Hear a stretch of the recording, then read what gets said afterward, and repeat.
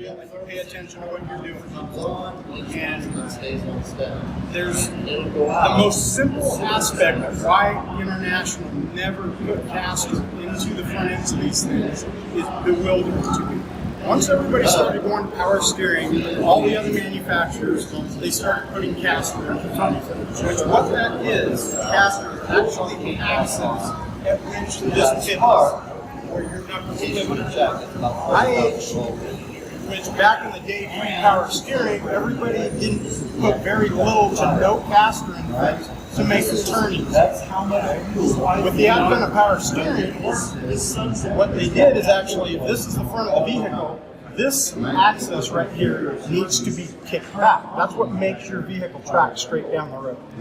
IH never did that until 1980, and I have seen in my lifetime only 2 axles that actually only had 2 degrees of castor. I've seen a lot of what were supposedly 80 front ends, and they weren't because they were set up. The way I set these things up in the factory, all the Scouts, other than the very last few in 80, was this angle right here was literally 90 degrees up and down, and the pinion was 90 degrees to that. So what we call a square differential. Okay? Which the problem with the Scout is, one of the first things that everybody does is throw a lift on it, put longer shackles on, which with your shackles up here in the front, you put a longer shackle on, what's that do? That turns this axis, and it actually puts negative castor in the front end, which makes it handle worse, and it also makes it, when you start getting into a turn, the tires will actually knife try to rip the wheel out. What we do is, we've done it a lot just by feel and stuff, and you can ask that guy right there what a difference it makes is we go to 5.5 degrees castor on anything with a 35-inch tall tire and down. Anything above that will go to 6.5 degrees castor. And what we do is, you can see this weld in here, and we actually go in and grind these welds out, and it's more work than you probably really want to do. And then we heat this knuckle up to actually turn it on the tube. On the Scout 2 stuff, what we do, like on his, being it's 90 degrees, most of us have lifted Scouts, we actually go in and we actually rotate the pinion up 10 degrees, and then put 5.5 degrees castor on it. So we actually turn this on the tube 15.5 degrees. And that way, pinion's pointed towards the transfer case, so you don't have that binding when it drops out in the front, because as you guys know, Scouts have short front drive shafts. And the majority of the stuff that we see come in the shop, if you actually put a Scout on a lift with a 4-inch lift, 90% of them, the front drive shaft will bind setting it on the lift. It'll bind at the front yoke because the pinion is this way. You see guys put shims in the front end all the time, which you can correct the castor with a shim, but what that does is it points the pinion even further down and makes the front drive shaft angle even worse. They vibrate, they'll bind it, droop, and just if it binds bad enough, it'll just explode the U-joint and throw the drive shaft out. I have also seen guys that they've lifted them so high, especially with doing a spring over or something, well, they can't get a front drive shaft in. So what do?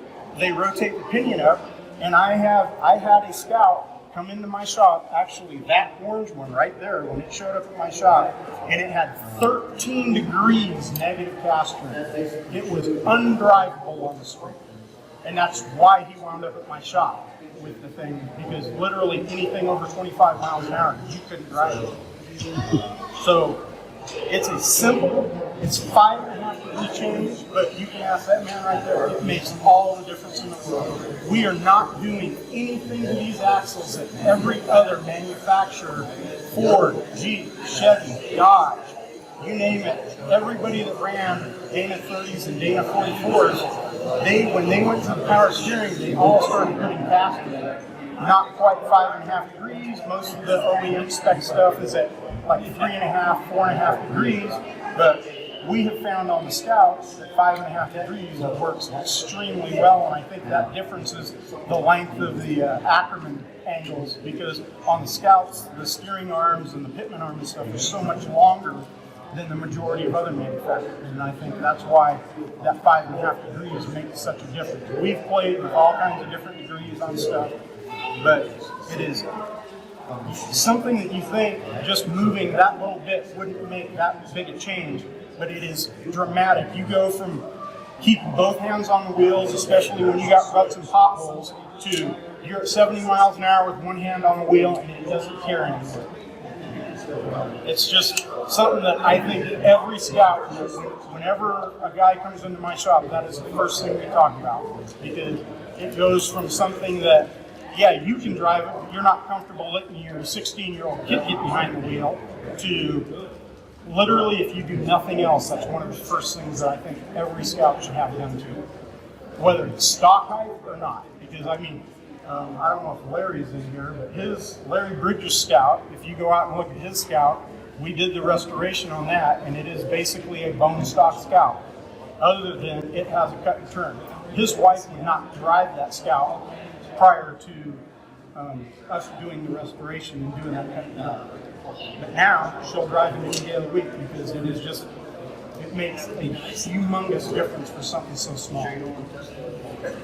Any questions? Oh yeah, dude. I will not put shims in anything. We don't do that. We cut pads off and we reposition pads because, in my opinion, a shim is a band-aid and they break, they come out. It's just more drama than you don't need. So what we do on the front ends is on the cast side, you know, where the cast in pad is on the front end. We literally grind that completely round and then affix a spring pad to it so that we can rotate the pinion up and get the good angle. Some of the spring over stuff you see, you know, it's like if you take something like 2.5-inch springs and do a spring over, we actually rotate the pinion up 15 degrees off this. And that way you get a good pinion angle. You got to put a different cover on it to get the fill levels up higher to keep the pinion bearings and stuff lubricated, but there's no ill effects to rotating the pinions up that high. Just you got to make sure that you've got enough lube getting to that outer pinion. So luckily most of the aftermarket covers now have moved the fill plugs up high enough that that's not an issue.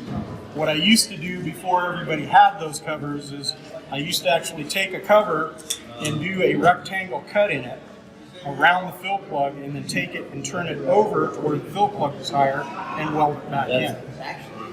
So you don't have to go out and buy a $180 diff cover to make stuff work. You know? But you know, it's just for something so simple, man. I don't know how IH missed it because it makes just a dramatic difference in the way these things drive. So, and I actually attribute that to part of why they failed is because you could go get in anybody else's vehicle at that point in time and they'd go down the highway straight. You go get in a brand new Scout and you needed to pay attention to what you were doing. So, and it's not just the Scouts, it's the D-Series pickups and everything. The D-Series pickups, like I have a 73, and it came from the factory, negative castor. Makes it steer easy, but makes them handle like crap.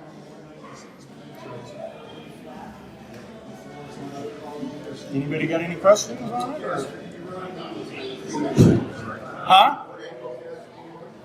On Scouts up to 35-inch tall tires, I run 5.5 degrees. So anything over 35s, then I go to 6.5. 37s, 40s, that stuff.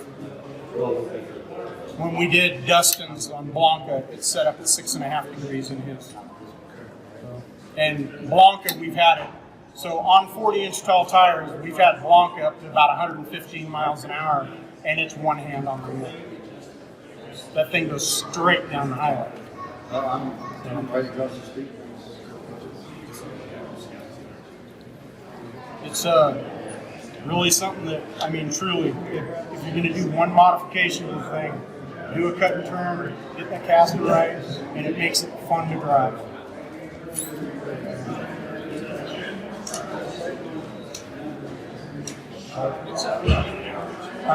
So what we charge is because we have people send us axle housings from all over the country. If you send me or just bring and drop off your axle housing out of the vehicle, it's $750 to do the cut and turn. We fit the spring pads to it to go back on, but I don't weld them on because the way that I like everybody, I have seen from the same manufacturer the actual angle at where the axle contacts the spring. I've seen 2 degrees difference in the same part number springs. So the way we do it in-house and the way I explain to everybody else to do it is I send the axle housing back to you with the pads fitted to go on. You put the axle in, you clamp the U-bolts in, you get the weight on it, and then you set the castor to 5.5 degrees, tack the pads, and then weld them on. And then that way we know that on your truck, with what springs you have 5.5 degrees castor. I'm not comfortable with building an axle housing in-house and welding the pads on because whatever your springs, you could wind up with 3.5 degrees castor, and your springs you could have 7.5 degrees castor. So that's why I do it the way I do it, so that we hit that 5.5 degree mark, and it's a game changer. Huh? Round numbers with no parts, it winds up being $1,500 to $1,700 labor pulling everything apart, putting it back together. I will tell you that unless you've gone through and done ball joints and inner spindle bearings and everything else, 9 times out of 10 we will wind up with parts in it. And the other nice thing about it too is when we do that 5.5 degree change, it brings the steering arm up, which gets it away from the spring. Also, because I don't know, most of you guys, if you've got a spring under, say, 4-inch lift, it gets really close out here on the tie rod, hitting the top of the spring, it folds through. And when we do that little clock, it brings the drag link angle up, so that gets flatter, and it also gets it away from the spring. And when we do that, with the high steer stuff, obviously all that stuff goes up over the spring, and hopefully next year I'll have a display set up with all of our high steer stuff as well.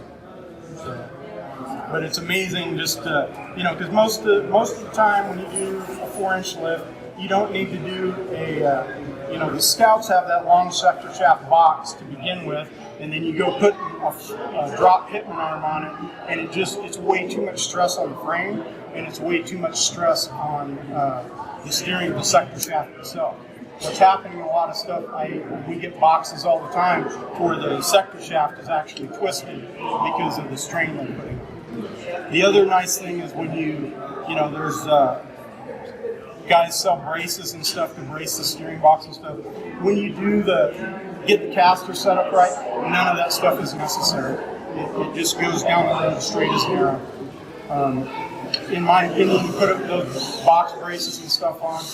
If you're a wheeling rig, absolutely, that box brace stiffens the frame and stuff up. But like on his, that's mostly a street rig, it is completely not necessary. I mean, we do the cut and turn on it, it levels out with the drag link, and it's amazing. I mean, it's just night and day difference in the way things handle.